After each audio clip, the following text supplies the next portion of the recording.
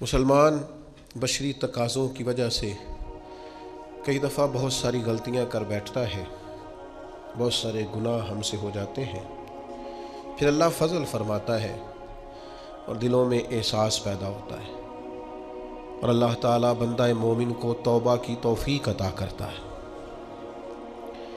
اب یہ کہ توبہ کسی شخص نے کی، اللہ کے حضور وہ رجوع لایا، اس نے ارادہ کیا کہ اب وہ اپنے مالک کا فرما بردار بن کر وقت گزارے گا، نافرمانیوں سے اللہ تبارک و تعالیٰ کی بارگاہ کی جتنی بھی اس سے نافرمانی ہوئی ہے اس سے وہ سچے دل سے تائب ہوگا، تو اس کے لیے وہ کیا کرے؟ توبہ کے بعد کیا شرائط ہیں اور کیا ضروریات ہیں جس کے بعد وہ سمجھے کہ اب میں اس رستے کا مسافر بن گیا ہوں جو رستہ اللہ کی رضا کا رستہ ہے، حضور علیہ السلام کی اتباع اور پیروی کا رستہ ہے، وہ رستہ ہے جو جہنم سے بچا کے جنت کی طرف لے کر کے جائے گا۔ تو قرآن مجید نے سورہ نساء کے اندر توبہ کرنے والوں کی بابت ارشاد فرمایا کہ توبہ کرنے کے بعد والی زندگی کیسی ہو، توبہ کی شرائط کیا ہیں، توبہ کن بنیادوں پر ہے۔ کیا خالی توبہ توبہ پکار لینے سے، شب برات کی رات رو لینے سے، شب قدر کی رات آنسو بہا لینے سے اور اللہ کی بارگاہ میں 2 نفل ادا کر لینے سے توبہ مکمل ہو گئی؟ تو قرآن مجید نے یہاں توبہ کا ذکر فرمایا، اگرچہ پیچھے جو آیات ہیں اس میں تذکرہ منافقین کا ہو رہا ہے کہ منافق جہنم کے سب سے نچلے طبقے میں ہوں گے، لیکن فرمایا اگر وہ توبہ کر لیں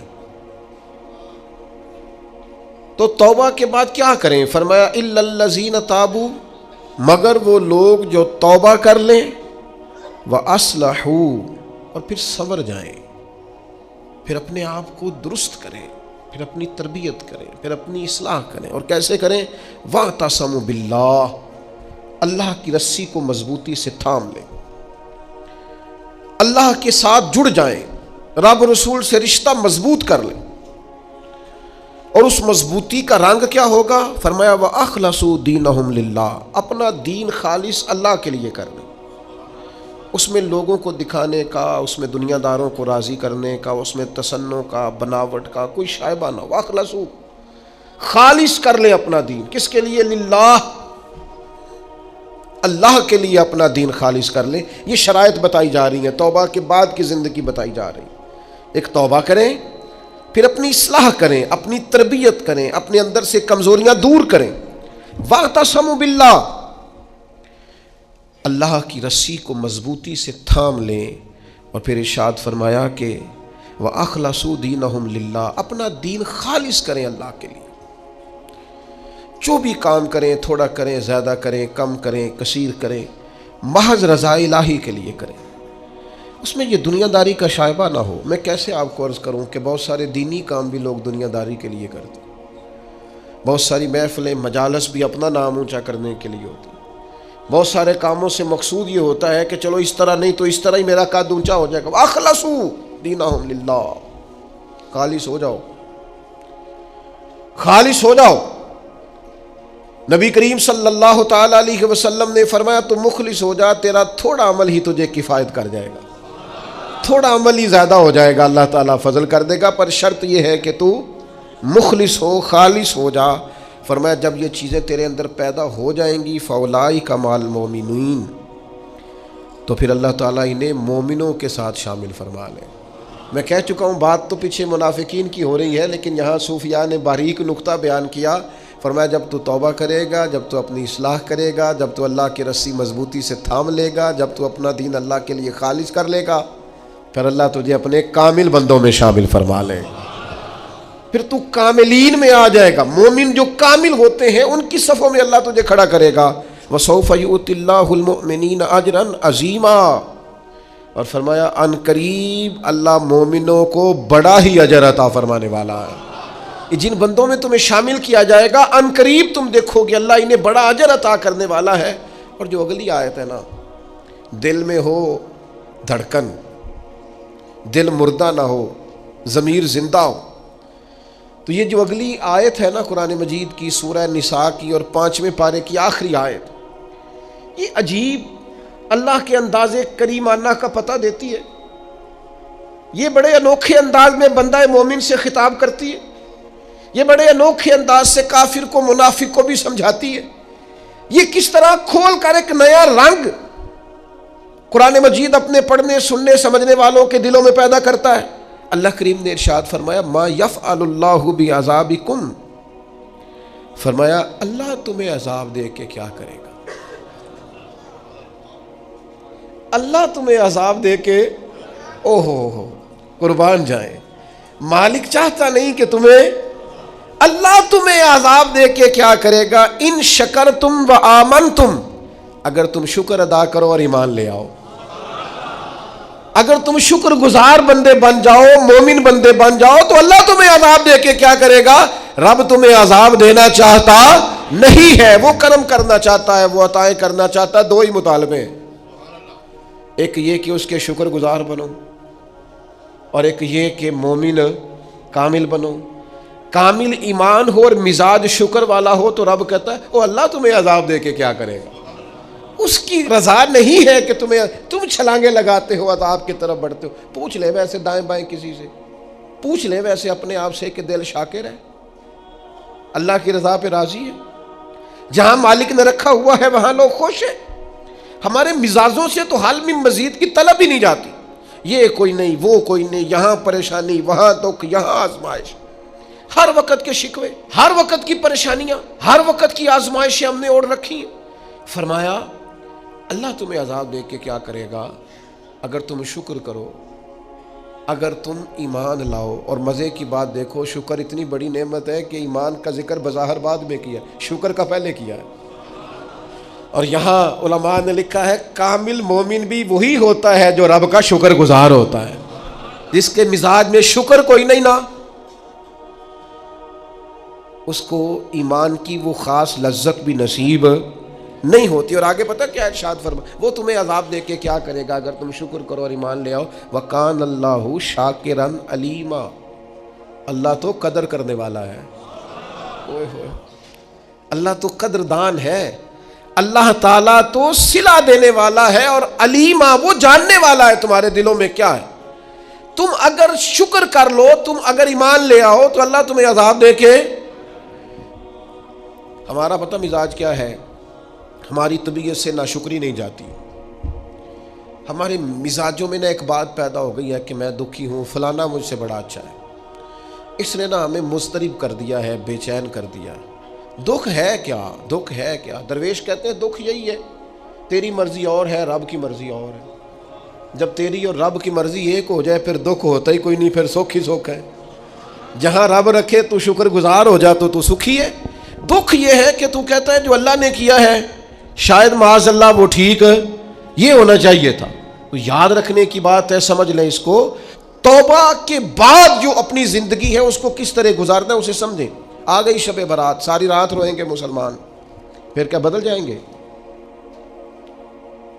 پھر سویرے جھوٹ ختم ہوگا معاشرے سے، لاکھوں جو اکٹھے ہو کے ایک جگہ پہ توبہ کریں گے تو کیا پھر ملاوٹیں ختم ہو جائیں گی، رشوتیں ختم ہو جائیں گی، بددیانتیاں ختم ہو جائیں گی، ماں باپ کی نافرمانیاں ختم ہو جائیں گی؟ کیا معنی ہے رونے کا، توبہ کا معنی کیا ہے؟ او بھائی مزاج کو سمجھیں، دین کی حقیقت کو سمجھیں۔ توبہ جب آپ کریں گے تو اس کے لیے ضروریات کیا ہے؟ سب سے پہلی بات تو یہ ہے کہ توبہ کرنے کے لیے ندامت کی ضرورت ہوتی ہے۔ نبی اکرم صلی اللہ تعالیٰ علیہ وسلم نے ارشاد فرمایا، یہ احمد بن حنبل میں بھی حدیث ہے، مسند امام احمد بن حنبل میں، ابن ماجہ میں، دیگر کتب حدیث میں بھی محبوب نے فرمایا ندامت کا نام توبہ ہے، شرمندگی کا نام توبہ ہے، غلطی کر کے احساس ہو جانے کا نام۔ اور جن لوگوں میں احساس نہیں ان کی کوئی توبہ نہیں۔ مجھے یاد تو نہیں جی کبھی کسی کا دل دکھایا ہو، مجھے یاد تو نہیں کبھی کسی کا برا چاہا ہو، مجھے یاد تو نہیں کبھی کسی کا نقصان کیا ہو، پر میں اللہ کی بارگاہ میں توبہ کرتا ہوں۔ بھئی آپ پاک صاف اتنے ہیں تو توبہ کس بات کی؟ آپ میں جب ندامت ہی نہیں پیدا ہو رہی، آپ گناہ کو گناہ ہی تسلیم نہیں کر رہے، اپنی غلطی نہیں مان رہے، تو توبہ کاہے کی؟ تو توبہ کرنے سے پہلے احساس پیدا کرنا، ندامت پیدا کرنا، شرمندگی دل میں پیدا ہونا، یہ تو پہلی سیڑھی ہے۔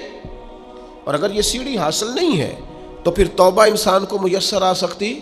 حضرت عمر فاروق رضی اللہ تعالیٰ عنہ ارشاد فرمایا کرتے تھے، جو لوگ زیادہ کثرت سے توبہ کرنے والے ہیں، استغفار کرنے والے ہیں، ان کے پاس بیٹھا کرو، ان کے دل نرم ہوتے ہیں، ان کی صحبت اختیار کیا کرو، مزاج کے نرم ہوتے. کیوں؟ کہ ان کے اندر احساس ہوتا ہے ہم سے غلطی ہو گئی، انہیں خیال آتا ہے. آج ہمارا سب سے بڑا مسئلہ یہ ہے کہ ہمیں احساس ہی نہیں اپنی غلطیوں کا. مومن کی شان یہ ہے کہ وہ رائی کے دانے کے برابر کبھی غلطی کرے تو اسے پہاڑ محسوس ہوتی ہے، اوہ مجھ سے تو بڑا گناہ ہو گیا. اور منافق کی علامت یہ ہوتی ہے کہ پہاڑ کے برابر گناہ کرتا ہے تو رائی سمجھتا ہے، کہتا ہے کچھ بھی نہیں، ساری دنیا نہیں کرتی، پھر کیا ہو گیا؟ ہو جاتا ہے انسان. نہیں، مومن ڈرتا ہے، احساس ندامت ہر وقت اسے بے چین رکھتا ہے. اللہ کے بندے ہمیشہ ندامت کے ساتھ رہتے ہیں. دلوں میں احساس تو پیدا کرے، طبیعت تو ہو یار کہ مجھ سے غلطی ہوئی ہے. سیدہ عائشہ صدیقہ فرماتی ہیں حضور نے فرمایا جو بندہ اعتراف کرتا ہے نا مالک مجھ سے غلطی ہو گئی، اعتراف گناہ کر کے معافی مانگتا ہے، تاب اللہ علیہ، اللہ اس کی توبہ کو قبول فرما لیتا ہے. اعتراف ہی نہیں، ہم نے جرم کیا ہی کوئی نہیں، ہمارے اندر کوئی غلطی ہے ہی نہیں سرے سے. جب ہم یہ ماننے کو تیار نہیں تو پھر مجھے بتائیے مانا کیا ہوا؟ اور دوسری بات قرآن نے کہی وَأَصْلَحُوا، پھر وہ اپنی اصلاح بھی کرے، پھر گناہ چھوڑ دے جس سے توبہ کی، پھر دوبارہ اس خطا کے پاس نہ جائے. پکا ارادہ تو کرے کہ آج کے بعد دوبارہ یہ جرم نہیں کرنا، لیکن توبہ بھی خوب کی، شب برات کی ساری رات روئے، عمرہ بھی بہت کثرت سے کیا، وہاں جا کے بھی بڑی معافیاں مانگی، لیکن واپس آ کے وہ گناہ چھوڑا ہی نہیں. وہ جس غلطی کی توبہ کی تھی اس کی اصلاح ہی نہیں کی، اپنے آپ کو بدلا ہی نہیں. تو بھائی بچہ چھٹیاں کر کے آتا ہے، استاد کہتا ہے میں تمہیں کلاس میں نہیں رکھوں گا، یہاں سے نکل جاؤ. تو وہ طالب علم کہتا ہے کہ استاد جی آئندہ چھٹی نہیں کروں گا، آئندہ چھٹی مجھے معاف کر دیں، میں آئندہ غیر حاضری. یہ کیا ہے؟ یہ اس کی توبہ ہے. اگر وہ کہے کہ جناب آپ معاف بھی کر دیں پر اگلے ہفتے 2 چھٹیاں میں نے دوبارہ بھی کر دی ہیں تو استاد رکھ لے گا. تو اسے کہیں گے تو فارغ ہے. وہ یقین دلاتا ہے، پھر اپنی اماں سے سفارش کراتا ہے، فون کراتا ہے، ابا جی کا فون کراتا ہے، گھر سے وہ کسی سفارشی کو لاتا ہے، کہتا ہے جناب یہ مہربانی کریں، یہ میں ان کو ساتھ لایا ہوں، میں آئندہ چھٹی غلطی ہو گئی، بھول گیا تھا. وہ بار بار کہتا ہے جی آج کے بعد ہوا تو جو مرضی کر لیجئے گا، آج کے بعد اگر غلطی ہوئی تو پھر آپ جو مرضی فیصلہ کیجئے گا.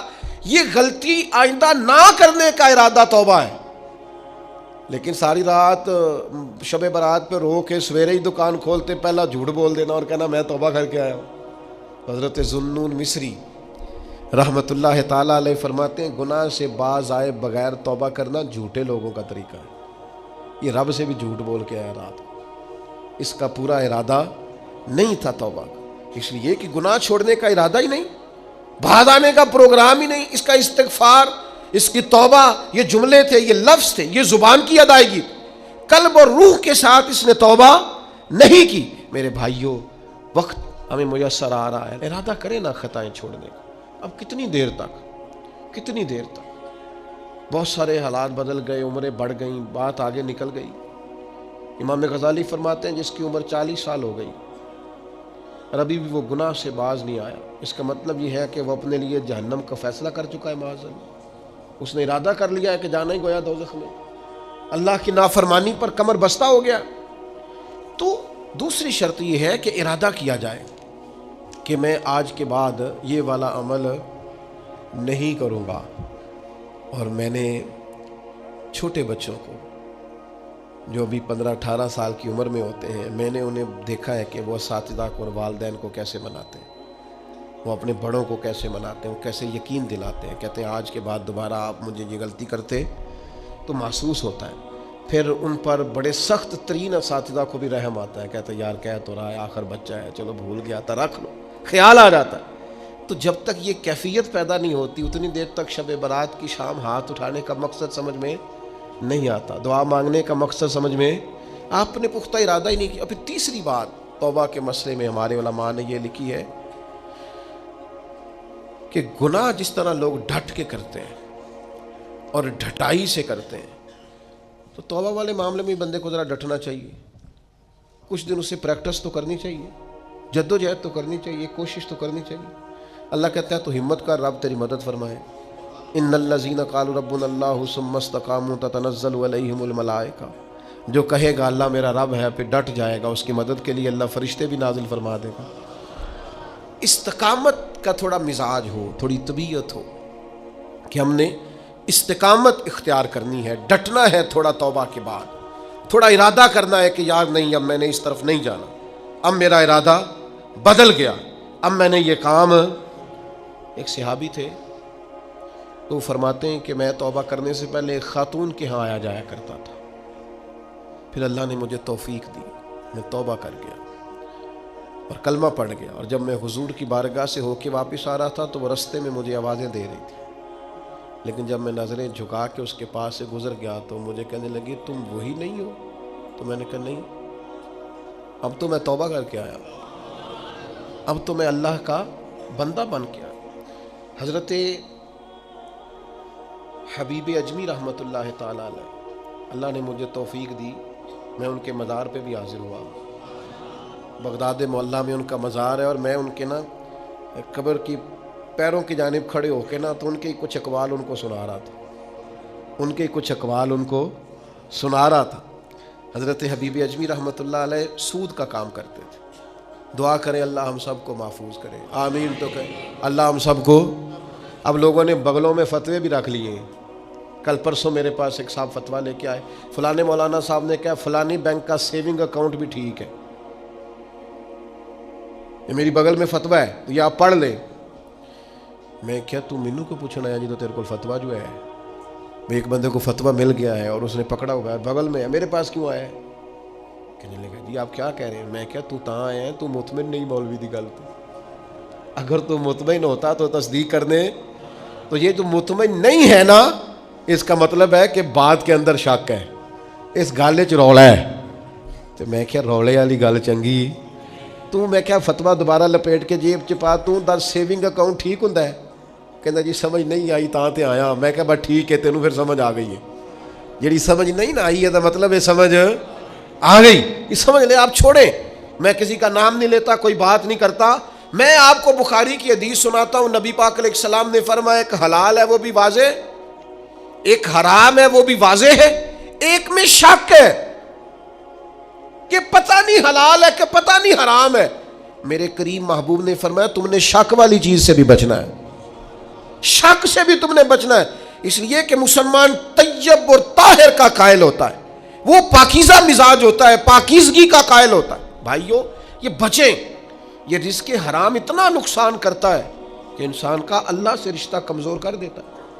لقمہ حرام سے پوری پرہیز، پوری زہر کی طرح اس سے پرہیز کریں، تیزاب کی طرح اس سے بچیں، تب جا کے انسان کی روحانی زندگی کچھ آگے بڑھنی شروع ہوتی ہے۔ توبہ سچی، اخلاص والی، سنورنے والی اور استقامت والی کہ میں نے پھر دوبارہ یہ عمل نہیں کرنا، اور عادتیں بدل جایا کرتی ہیں، عادتیں بدل، عادی تھے لوگ شراب کے، پر حضور نے فرمایا حرام ہے، اور پھر دوبارہ کوئی قریب بالکل جن چیزوں کی 100% کوئی منع کرنے والا نہیں تھا ان کو اشاروں سے منع کیا میرے نبی پاک۔ تو یہ بندہ مومن کی شان ہوتی ہے، پھر وہ اتنے پکے ہوئے کہ دوبارہ ان چیزوں کے قریب تو توبہ کریں، لیکن پھر اس پر ڈٹیں۔ اور تیسری بات یہ ہے کہ اصلاح احوال کریں، توبہ کے بعد اپنی اصلاح کریں، اپنی تربیت کریں، اپنے اوپر توجہ دیں۔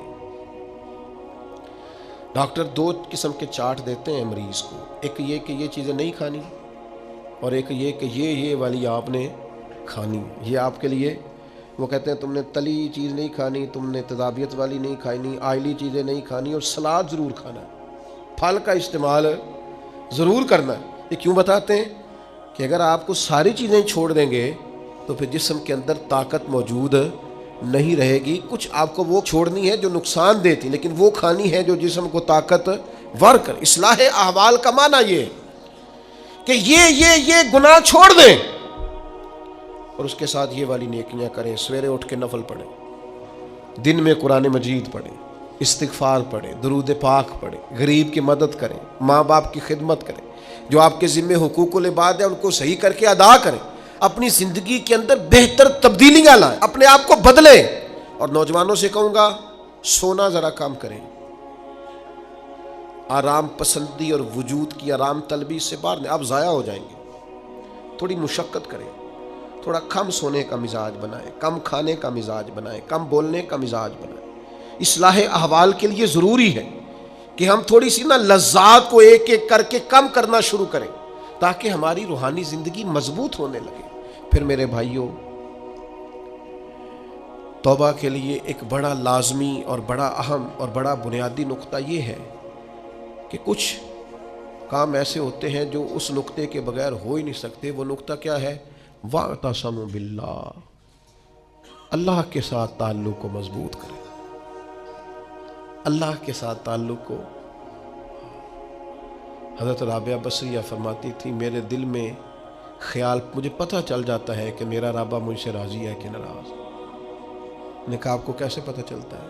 فرمایا جب سویرے مجھے توفیق دیتا ہے نہ اٹھ کے مصلی بچھا لے تو میں سمجھ جاتی ہوں آج بڑا راضی ہے، اور جب میں جاگ بھی رہی ہوں اور پھر بھی میری نماز رہ جائے تو لگتا ہے کہ وہ ناراض ہو گیا ہے۔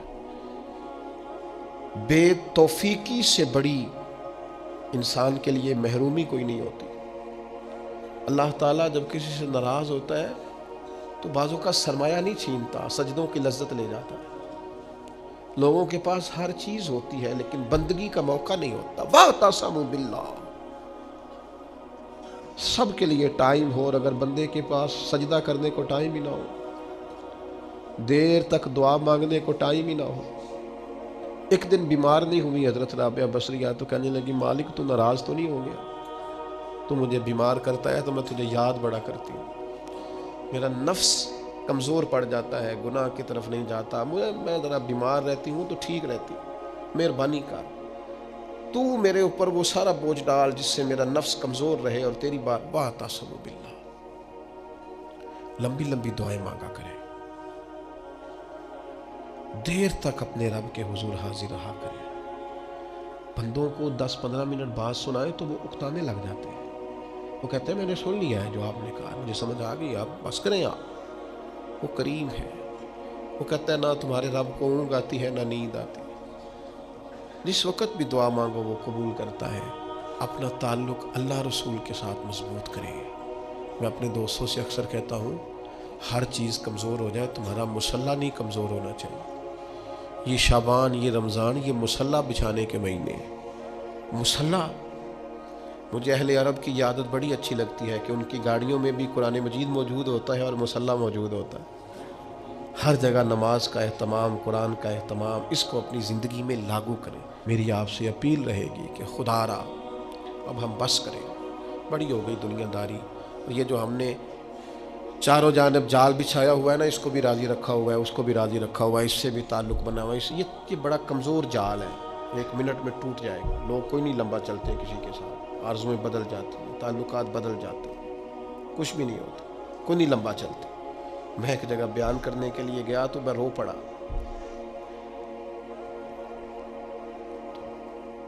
انہوں نے مجھے ایک مشہور خطیب کا بتایا کہ ہمارے پاس وہ ہر سال آیا کرتے تھے، تو میں نے کہا اب کیوں نہیں آتے؟ کہنے لگے وہ بیمار ہو گئے۔ میں نے کہا دوبارہ کبھی پتہ لینے گئے ہو؟ کہ نہیں۔ اور میں نے کہا بیچارہ بیمار ہوا ہے، تم نے تو زندگی میں ہی چھوڑ دیا، مرنے کے بعد کیا حال ہو؟ لوگوں کو تو اس شہرت سے اور اس واہ واہ سے دلچسپی ہوتی ہے، وہ چمکتے ہوئے آفتاب سے، کبھی سورج ڈوب جائے تو کوئی یاد کرتا ہے اسے، کبھی چاند چلا جائے تو کوئی یاد کرتا ہے۔ او پیاں دس دیاں قبراں جنہاں تے پھل پے، ادھروں کوئی نہیں جی آمدات، ادھروں لکھاں گئے۔ ایک بزرگ اپنے بیٹے کے ساتھ قبرستان گئے تو ایک پرانی قبر پہ بیٹھ کے رونا شروع کر دیا۔ پرانی قبر تھی، ٹوٹی ہوئی تھی۔ کہنے لگا ابا جی کیا ہوا، آپ کیوں رو رہے ہیں؟ تو بزرگ تھے نا، اہل معرفت میں سے تھے۔ کہنے لگے پتر کچھ نہیں نا، تو 25 سال سے میں آ رہا ہوں، اس قبر پر میں نے کبھی مٹی ڈلی ہوئی نہیں دیکھی، اس پر کبھی کسی کو پھول ڈالتے نہیں دیکھا، کبھی نہیں دیکھا کوئی اس قبر کے پیروں کی جانب کھڑا ہو کے فاتحہ پڑھ رہا، کبھی نہیں دیکھا تو یہاں آیا ہو۔ تو لوگ تو کہنے لگے 20-25 سال تو مجھے بیت گئے۔ ان کا بیٹا مجھے بتانے لگا کہ ابا جی بڑا روئے، والد صاحب کہنے لگے کہ پتہ نہیں ہمارے ساتھ کیا ہونے والا، آتے ہی نہیں لوگ، بھول گئے۔ آپ چلے جائیں قبرستان میں، کئی قبریں شکوہ کریں گی کہ کوئی نہیں آیا۔ زمانہ بر مزار ماں غریباں، یہ جہانگیر کی قبر پہ لکھا ہے کہ میں غریب ہوں، میری قبر پہ تو بلبل بھی کوئی نہیں آتی، کوئی بلبل ہی گیت سنا جائے آ کے، کوئی پروانہ ہی نہیں آتا، لیکن بادشاہ وانا امیراں دے دیوے بل دے صدا فقیراں دے۔ وہ حضرت پیر میر علی شاہ پاک پتن گئے تو نعرے بڑے لگ رہے تھے بابا صاحب کے، تو کہا یہ کیا ہے؟ فرمایا قرآن سچا ہو رہا ہے۔ رب نے کہا تھا فَاذْكُرُونِی اذْكُرْکُم، مجھے یاد کرنا میں تمہیں یاد کروں۔ فرید نے ساری زندگی اللہ اللہ کی ہے، اب دنیا دیکھو ان کو یاد کر رہی۔ تو میرے بھائیوں، ہم نے توبہ کرنی ہے، لیکن پھر سنورنا ہے، پھر اخلاص پیدا کرنا ہے، پھر اللہ سے جڑنا ہے، پھر اپنے معاملات کو درست کرنا ہے۔ اللہ تعالی ہمیں سمجھنے کی توفیق دے۔